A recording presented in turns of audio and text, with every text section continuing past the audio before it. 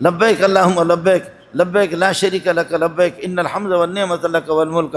50 لاکھ کا مجمع ہوتا ہے، 40 لاکھ کا مجمع ہوتا ہے، لیکن سبحان اللہ نہ کسی کی کوئی چوری ہو جائے نہ کوئی بدامنی کا واقع ہو جائے۔ اس لیے فرمایا الحج اشہر معلومات، حج کے تو چند مہینے ہیں،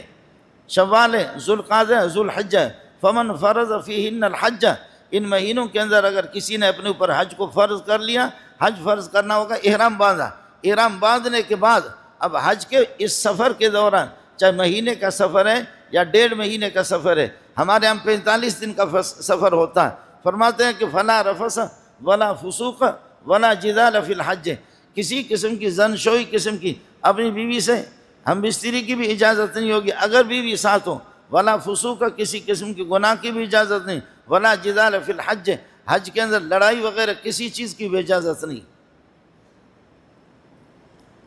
اس لیے دوستوں سے گزارش ہے، جن کو اللہ نے گنجائش دی ہے، جن حضرات کو اللہ نے گنجائش دی ہے، تو وہ اس قسم کے وعیدوں سے بچنے کی تدبیر سوچ لیں،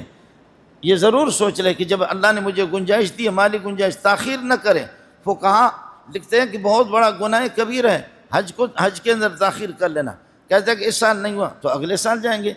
اگلے سال نہیں ہوا پھر کہتے ہیں اگلے سال، جو بھی سال آئے گا تو آپ کا اگلا سال ہی وہ شمار ہو جائے گا۔